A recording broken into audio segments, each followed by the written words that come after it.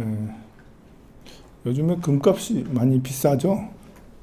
금값이 얼마 정도나 되나? 보사님 잘하시네? 보사님 금을 수집하고 있나? 예. 중국이 금을 계속 사들이고 있어요. 예. 중국이 전 세계에서 금 보유량이 2위인가 아마 그럴 거예요. 미국이 제일 많고 그 다음에 중국이 계속 사들이고 있는데 중국하고 미국하고 전쟁할까요? 안 할까요? 네. 아니 대만하고 중국하고 전쟁을 할까 안 할까요? 근데 확실히 달라지네 분위기가. 쉽지 않아요. 왜 그러냐면 지금 이제 이렇게 금값이 이렇게 오르는 건 여러 가지 이유가 있지만 러시아가 우크라이나랑 전쟁했잖아요. 그거는 전쟁하기 시작한 거는 좀 오래됐거든요. 러시아가 2014년 정도에 우크라이나 그 크림반도를 침공했다고 해야 되나? 크림반도에 들어갔어요. 그 이후로 러시아는 계속 미 국채를 계속 팔고 금을 샀어요. 미 국채를 러시아도 꽤 많이 보유하고 있었거든요. 그래서 미 국채량을 엄청 줄이고 금량을 올렸던 거죠. 그래서 지금 남아있는 미 국채가 얼마 되지 않아요. 우크라이나를 딱 쳤을 때, 러시아가 우크라이나를 딱 쳤을 때 미국에서 제일 먼저 뭘 했죠? 러시아에게 제재를 했는데 경제 제재를 했어요. 모든 자금을 동결시켰어요. 러시아가 국제적으로 거래를 못하도록 무슨 망이 있는데 그 망에 들어오지 못하도록 했죠. 그렇게 해서 러시아가 갖고 있는 국채가 동결됐어요. 휴지가 된 거예요. 러시아가 미국 국채를 갖고 있는데 경제 제재를 풀기 전까지는 이 국채를 매도할 수도 없고 쓸 수도 없고 아무 필요가 없는 것이 된 거예요. 그러니 지금 2014년부터 러시아는 계속해서 전쟁 준비를 했다고 해도 과언이 아니에요. 이런 일을 예견했을 수도 있어요. 2014년부터 계속 국채를 팔았단 말입니다. 미국 국채를. 그러니 지금 미 국채가 러시아가 보유하고 있는 국채가 동결돼도 러시아는 이 정도는 괜찮아. 견딜 수 있어. 하는 만큼 됐을 때 우크라이나를 쳐들어갔다라는 거지. 지금 중국이 미국채를 얼마나 들고 있냐면 8천 몇백만 달러를 들고 있어요. 거의 1조 달러 가까이, 1조 달러도 넘었었어. 1조 몇천억 달러를 들고 있었어요. 미국채를. 그런데 몇 년 전부터 2018년, 19년부터 계속 국채를 팔아요. 그래서 지금은 8천 몇백만 달러를 가지고 있죠. 1조 달러면 이제 우리 돈으로 1200조, 1300조잖아요. 1조 달러면 1300조. 세상에 1300조라니 어마무시한 거야. 그러니까 중국은 1990년 경제 개방하면서부터 미국에게 이제 이렇게 공산품을 계속 조달해 줬잖아요. 싼 가격으로 별의별 물품들을 다 제조해서 미국에게 줬어요. 그리고 그 이후로 계속 인플레 없이 아주 이제 2%, 3% 성장할 정도로 굉장히 안정되게 싼 가격에 미국은 중국 물품들을 썼어요. 그러니까 중국은 무역 흑자가 엄청난 거였어요. 미국을 통해서 정말 많은 것을 팔고 돈을 많이 벌었습니다. 그 중에 일부를 계속 국채를 사줬던 거예요. 미국 국채를. 또 미국 국채를 중국이 계속 사주니까 자기네 나라의 사람들에게 계속 뭘 잘 해줄 수도 있었던 거예요. 그게 2017년, 18년까지 계속 중국은 미국채를 사줬어요. 트럼프가 나타나기 전까지 계속 미국 국채를 사줬어요. 계속. 그런데 트럼프가 갑자기 나타나더니 미국을 계속 때리기 시작했죠. 그때부터 중국은 이건 아닌 것 같다. 이건 아닌 것 같다. 미국 국채 미국에게 허구돼 줄 필요 없다. 국채를 계속 사주는 그것도 어마무시한 국채를 계속 사줬거든요. 중국이 그 많은 돈을 벌여서 1대1로도 했지만 미국 국채도 사줬던 것입니다. 그래서 1조 달러가 넘게 있었던 1조 몇천억, 4천억 달러까지 있었던 미국 국채는 점점 매년마다 몇백만 달러, 몇천만 달러 계속 팔아서 지금 8천만 달러대로 내려왔다라는 것이죠. 그렇지만 아직도 많은 거죠. 천조 원. 우리나라 돈으로 1,000조 원이 넘어요. 8천만 달러가. 이 1,000조 원이 넘는 자금이 중국이 대만을 침공하는 순간 어떻게 되겠어요? 동결됩니다. 이 자금이 동결돼요. 너무 배 아프지. 이걸 감수할까? 이 1,000조 원이나 넘는 이 돈을 동결되는 이걸 감수를 할까? 이 감수하기 쉽지 않아요. 이게 중국이 대만을 친다라는 것은 여러 가지 위험이 있지만 일단 돈으로만 보면 거기에 뭐 이제 미 항공모함이 뭐 다 대만으로 다 들어가고 뭘 떠나서 군사력을 떠나서 돈줄을 놓고 보면 이 돈줄이 만만치 않다. 이번에 이제 그 미국 정부에서 국채 발행을 1조 달러나 한대요. 엄청나게 많은 IRA 그 법안을 만들면서 이 IRA 법안을 유지하고 하려고 하면 미국이 정말 많은 보조금을 기업들한테 풀어야 되고 정말 많은 인프라를 막 깔아야 되거든요. 그래서 1조 달러를 국채를 발행을 해요. 이거 누가 사주냐? 1조 달러를. 1,200조, 1,300조 원을 누가 사주냐? 그게 이제 이렇게 대표적인 게 지금까지 사주던 주체는 중국하고 일본이었단 말이에요. 중국은 근데 이제 몇 년 전부터 계속 팔기 시작했으니까 이번에 이제 미국의 고위 관료들이 중국에 계속 들락날락했어요. 한 대여섯 명, 한 10명 가까이가 무슨 장관급 이상 되는 사람들이 계속 중국에 가가지고 야, 국채 좀 사달라. 우리 국채 좀 사줘. 라고 그렇게 은연중에 압박을 했는데도 중국은 끔찍도 안 했어. 안 사. 그러자 다시 바이든 정부는 중국에 경제 제재를 다시 또 더 가했어요. 이제 미 국채 사주면 이렇게 관세 좀 낮춰줄게. 지금 관세가 엄청 세거든요. 관세 좀 낮춰줄게. 이렇게 하는데도 안 해. 라고 해가지고 결국 관세를 더 세게 때리는 걸로 그렇게 했단 말입니다. 그러자 중국은 그렇지 않아도 얼마 전까지 지금까지 작년부터 계속 휘청휘청 하는데 올해 들어와서 휘청휘청해서 중국 경제 거덜난다. 이제 헝다 그룹, 완다 그룹, 뭐 이런 부동산 이런 그룹도 이제 파산 신청한다. 지금 중국이 오늘 내일 넘어진다고 계속 그러고 있거든요. 그런데도 이 중국은 뻗팅기고 막 이러는 거예요. 어떻게 될까? 중국이 넘어질까? 중국이 넘어질까? 넘어지는 거 쉽지 않을 거예요. 중국이 소문은 계속 안 좋지만 또 그래. 그럼 일본 엔화가 지금 9원 90원인가? 우리가 1,000원 가만히 있어. 9.02 9.10 9. 하여간 엔화가 엄청 싸졌어요. 우리가 이제 1원을 우리가 1,000원에 9엔이었던가?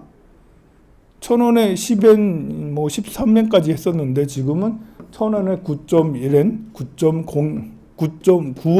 9원 이렇게 되고 지금 그러고 있거든요. 엔화가 엄청 떨어졌어. 그러면 우리는 어떻게 해야 돼요? 엔화가 많이 떨어졌으면 엔테크를 해야죠.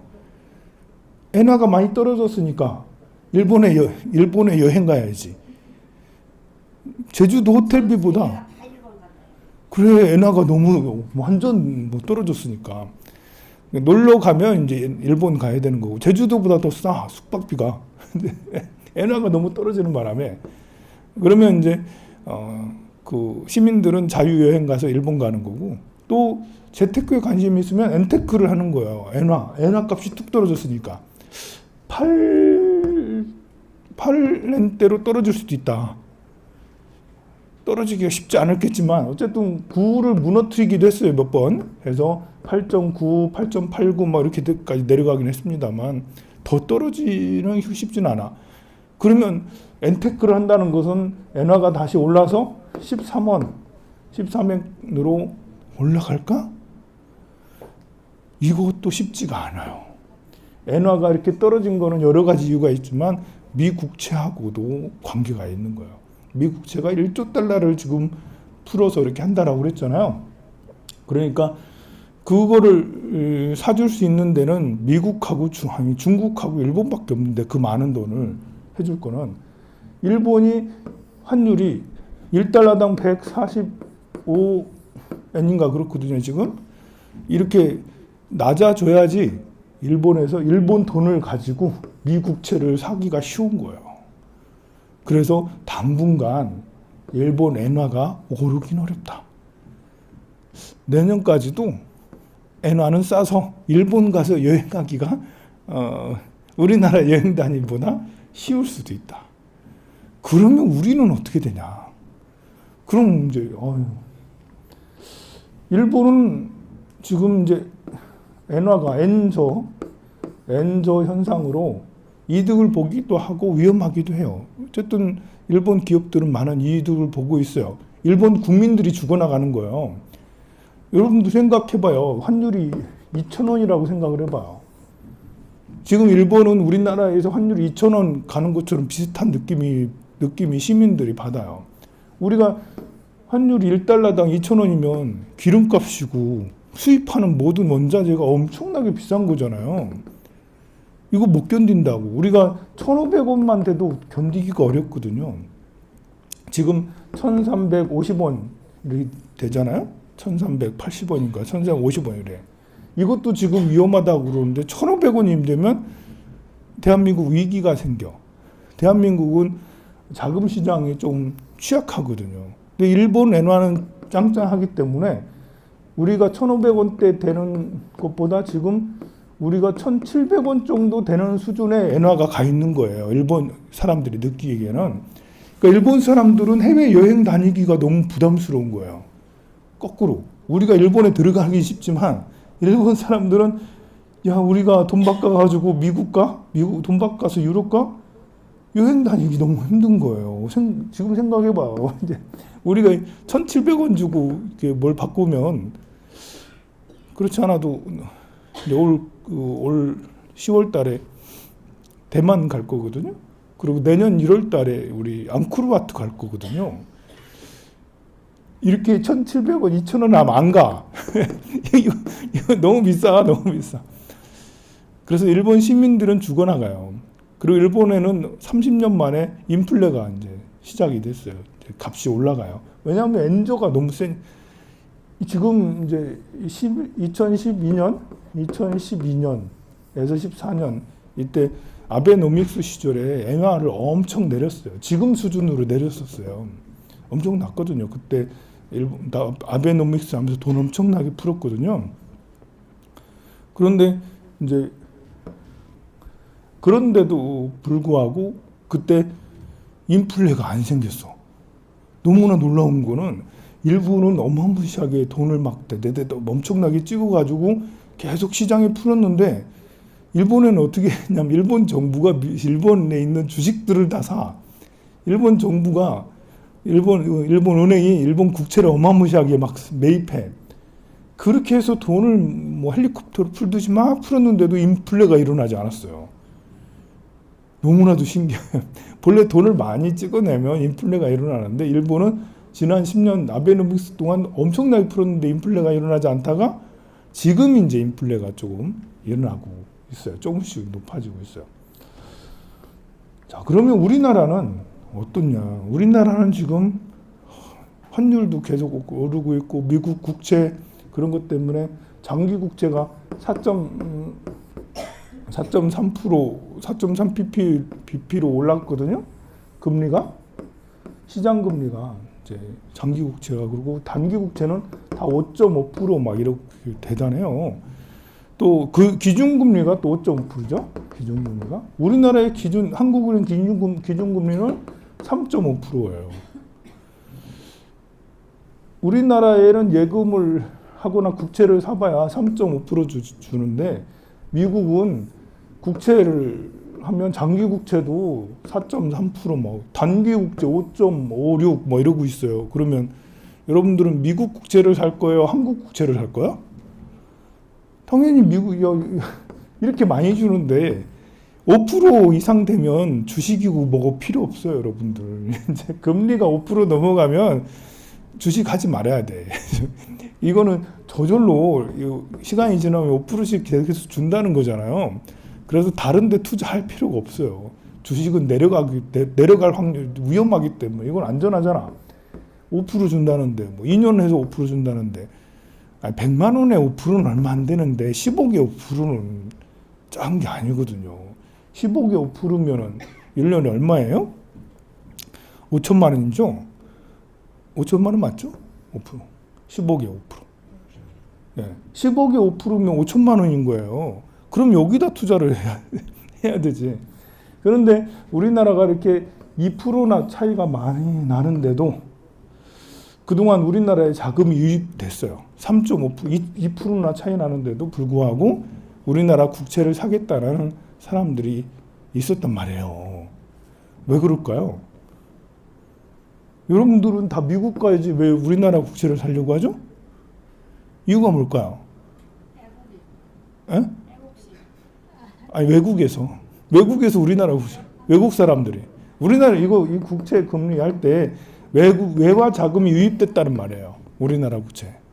이 이유는 뭐냐면 우리나라 국채는 더 이상 올릴 수 없다라는 거예요. 미국 국채는 올라갈 수도 있겠다. 6%대까지도 갈 수 있겠다. 전 세계에 돈을 쥐고 있는 사람들이 국채가 더 오르지 못하는 이게 리스크가 없는 거예요. 3.5%에서 우리나라 더 올려봐요. 여러분들 한국은행에서 4% 올려봐요. 어떻게 해요? 우리나라는 지금 이제 그 개인들이 너무 빚이 많아가지고 개인 대출이 너무 많아서 이게 4%가 넘어가면 지금도 이제 점점점 신용이 나빠지고 있거든요. 못 갚는 사람들이 연체율이 점점 조금씩 늘어나고 있어요. 그런데 금리가 더 높아지면 이자 못 내는 사람들이 더 많아지잖아요. 그래서 대한민국은 3.5%가 마지노선이다. 그러면 들어와야지. 그게 원리가 뭐냐면 이 국채가 가격이 5.5%에서 6%로 가면 이게 금리가 이렇게 높아지면 국채는 싸지거든요. 국채는 내려가는 가치가 내려가요. 그러니까 5.5%에서 국채 가격이 내려가는 거, 3.5%에서 국채 가격이 내려가는 거, 이건 다 내려가는 건 똑같은데 3.5%에서는 더 이상 올라가지 않아요. 근데 5.5%에서는 올라갈 수가 있다라는 거예요. 우리나라는 안 올라가.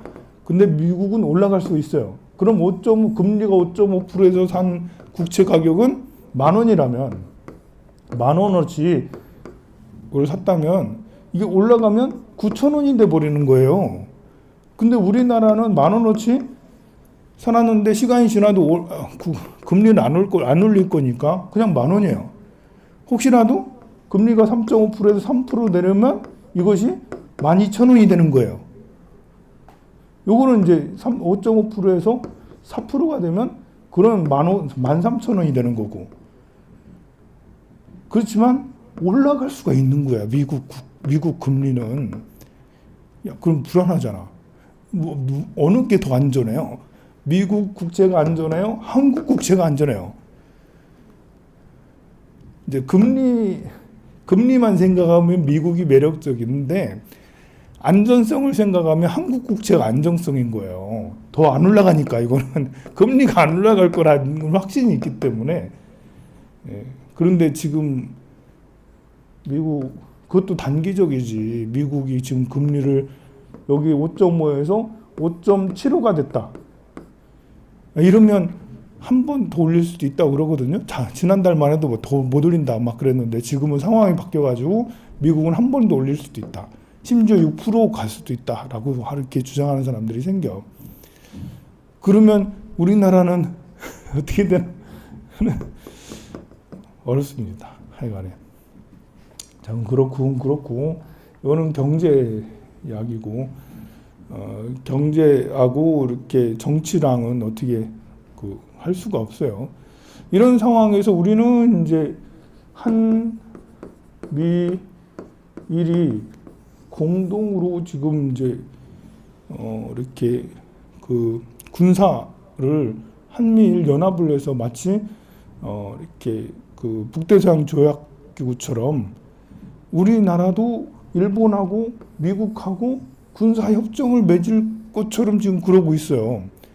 이것은 좀 심각한 위기를 초래할 수가 있어요. 이게 뭐냐면 이게 한미일이 같이 연합해서 하게 되면 미국하고는야 뭐 지금까지 하고 어쩔 수 없이 그냥 하나가 됐지만 일본이 이 안에 들어오면 군사 정보라는 게 지금 최첨단화가 됐잖아요. 지금 잠수함이라든지 이렇게 전투기라든지 이런 것들은 거기에 이렇게 정보가 굉장히 이렇게 예민한 정보거든요. 그 같이 연합해서 한다는 것은 우리나라 전투 항공 시스템, 우리나라 잠수함 시스템, 우리나라 군함 시스템 이런 것들과 공유될 수밖에 없는 거예요. 우리가 같이 훈련하는 것도 이게 나라 대 나라가 훈련하는 거 사실은 위험한 거예요.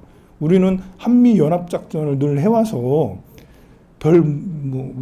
무리가 없지만 사실 우리 한일 연합 작전 이렇게 하면 어떻게 되는 거냐면 우리네 정보가 일본의 정보에 거의 다 넘어간다고 생각하면 돼요. 우리 군함 정보, 항공 이렇게 전투기 정보, 이렇게 또 잠수함 정보 이런 것들이 거의 다 넘어가요. 미국하고야 어쩔 수 없지. 옛날부터 해왔으니까. 그런데 일본에게 넘겨주는 거는 이건 좀 아니지 않냐. 일본에게 넘겨주.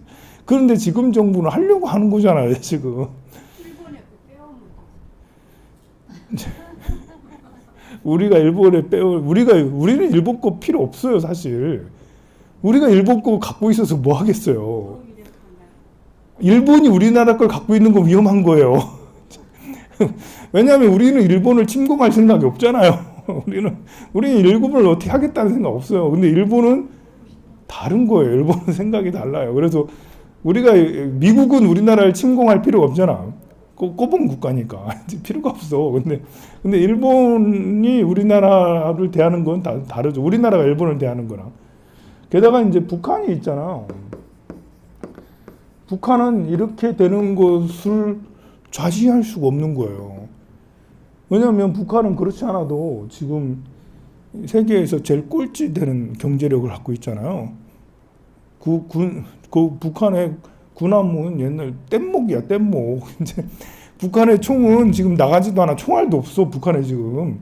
50년도 그 한국 전쟁 때 쓰던 탱크, 한국 전쟁 때 쓰던 소총 그걸 가지고 아직도 쓰고 있어요. 다 녹슬었어, 그게. 그리고 새로 뭘 총알을 만들거나 군함을 만들거나 탱크를 만들거나 할 경제력이 안 돼요. 그러니까 이제 핵에 목매이는 거예요. 핵 개발이 제일 싸요. 핵 개발이 제일 싸요. 여러분 탱크 만드는 거, 자주포 만드는 거, 전투기 만드는 거 다 개발을 해야 되잖아. 이거 개발하는 거 쉬운 게 아니에요. 우리나라야 기아자동차, 현대자동차가 있으니까 탱크 이렇게 만드는 게 쉽고 우리 조선도 있으니까 군함 만드는 거 엄청 세계에서 탱크 만들고 군함 만드는 걸 제일 잘할 수 있는 나라가 우리나라예요. 자동차도 있지. 배 만드는 조선도 잘 돼 있지. 그런데 북한은 그런 게 하나도 없어요. 우리나라는 스마트폰까지도 세계에서 제일 잘 만들잖아. 그러니 북한에서는 어떤 군사, 그러니까 무기를 만들려고 해도 비용이 너무 많이 들어요. 지금 첨단 장비들이잖아요. 근데 제일 싸게 드는 게 핵 개발이에요. 핵 개발. 핵 개발이 오히려 제일 싸. 그래서 북한은 핵 개발에만 몰두하는 거예요. 미사일도 핵을 쏴서 보낼 수 있는 ICBM 이런 거에 이렇게 하고 돈이 없으니까 다른 걸 못 해요. 그런데 이제 그런 북한에게 계속 한미일 연합작전하고 뭐 그렇게 하고 있으니까 북한은 이제 러시아에 손을 더 내밀 수밖에 없어요. 그렇지 않아도 러시아는 지금 전쟁통에 뭐 총알도 없고 목도 없고 하는데 러시아하고 한국하고는 90년 이후로는 굉장히 좋은 관계였거든요. 보면 이게 러시아는 한국 남한이 더 친하냐 북한이 더 친하냐 여러분들이 생각할 때는 북한하고 러시아랑 훨씬 더 친하다고 맨날 생각했지. 근데 1990년 러시아가 소련이 해체되면서 러시아하고 대한민국하고 남한하고 급격하게 친해졌어요. 지금 이번에 러시아 우크라이나 전쟁이 나기 전까지만 2020년까지 생각한다면 2020년을 생각한다면 러시아는 북한 편이냐 한국 편이냐 할 때 어찌 보면 남한 편에 더 가까울 수도 있었던 거예요. 경제력이 너무나 연결이 많이 돼 있었기 때문에. 거기 현대차 있지. 거기 초코파이 잘 팔리고 거기에 팔도라면 엄청나게 팔리고 막 이렇게. 우리나라의 물품들이 러시아에 인기 제일 많았었거든요. 그러니까 정치적으로는 북한하고 가까워도 경제적으로는 한국하고 다 가까웠단 말이에요. 그런데 우크라이나 전쟁 통해 지금 현재 정부 들어오면서 지금 이제 노골적으로 이렇게 우크라이나 쪽으로 기울었잖아요. 다 무기 다 대주고 지원해주고. 그래서 지금 현대차도 다 철수하고 수출하던 거 다 막히고.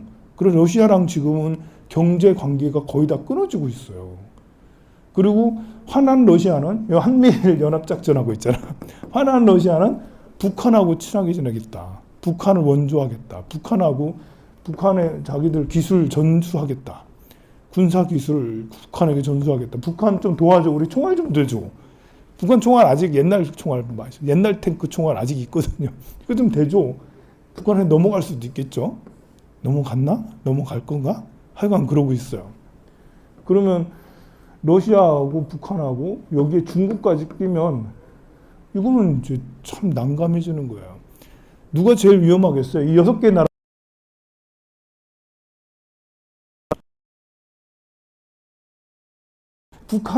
북한이 제일 위험하긴 하지. 작으니까. 근데 이 애들은 본래 가난한 사람은 부도가 나도 이미 가난하기 때문에 그래 또 한 방 또 맞는구나 이러지만 부자는 우리처럼 적당한 애매한 부자는 한 번 타격을 입으면 엄청나요. 우리나라. 그래서 우리 대한민국이 지금 어쩜 보면 제일 위험할 수도 있는데 그런 길을 가고 있어요. 지금 정부가. 좀 중국 눈치도 좀 보고 러시아 눈치도 좀 보고 이렇게 하면 좋을 텐데 전 세계에서는 이렇게 우리가 생각할 때는 미국 편을 유럽에서도 미국하고 합작이 돼서 같이 함께 나아가고 또 그 이외에 다른 나라에서도 그럴 것 같아도 안 그래요. 전 세계의 모든 나라들을 이렇게 보면 미국에게 가장 동조적인 나라는 일본이고요. 그 다음에 호주, 캐나다 이 정도예요. 거기 한국이 끼어들었어요. 그 이외에 다른 나라들 중동 지역의 나라들이 미국하고 도와주겠어 아니거든요.